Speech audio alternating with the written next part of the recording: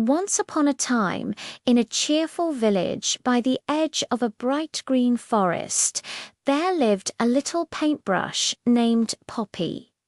Poppy wasn't just any paintbrush. She could talk, sing, and giggle. She lived in a wooden box inside a small art shop, owned by a kind old painter named Mr. Milo.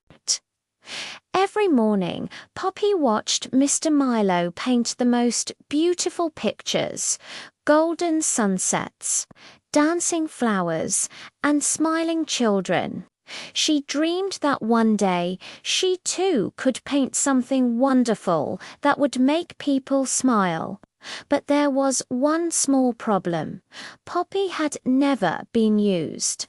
Her bristles were soft and new, her handle shiny and clean.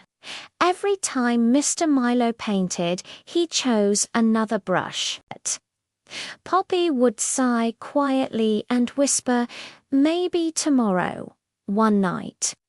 When the moonlight spilled through the window and the stars shimmered like diamonds, Poppy felt a little tug in her heart. She wanted to do something. She wanted to create. So she tiptoed out of her box. Yes, paintbrushes can tiptoe when no one's watching, and looked around. "Maybe I can practice on my own," she thought. Poppy dipped herself into a jar of blue paint and made her very first stroke on a blank canvas. The moment the paint touched the surface, something magical happened. The blue began to shimmer and move, turning into gentle waves. The painting came to life. Excited, Poppy added yellow for sunlight, green for trees, and pink for flowers.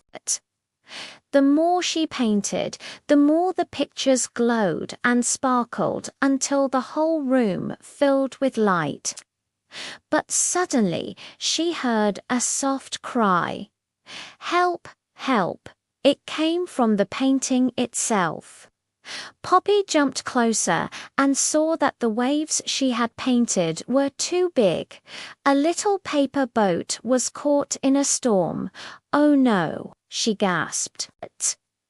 Quickly, she dipped into white paint and added calm clouds, then used light blue to soften the waves.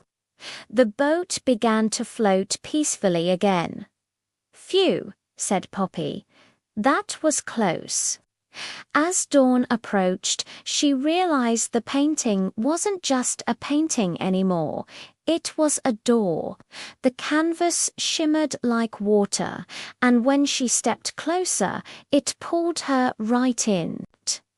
Suddenly, Poppy was standing inside her own creation, surrounded by glittering seas, talking trees, and happy clouds. She wandered through the painted world, amazed by the beauty she had made.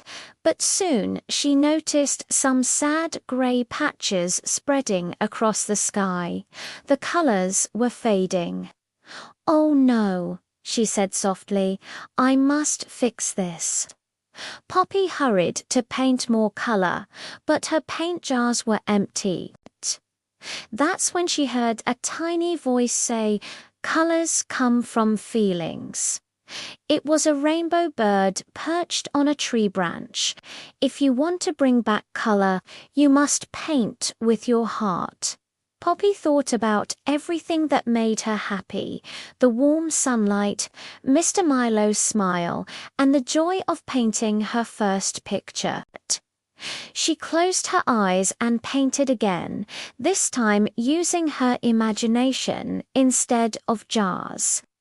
The colors that came out of her bristles were brighter than ever: golden joy, pink kindness, and purple wonder. The world sparkled once more. When she finished, she suddenly found herself back in the art shop. The morning light filled the room, and Mr. Milo was standing beside her, staring in awe at the masterpiece she had made. "Who painted this?" he whispered. Poppy stood proudly on the table, her bristles still glowing.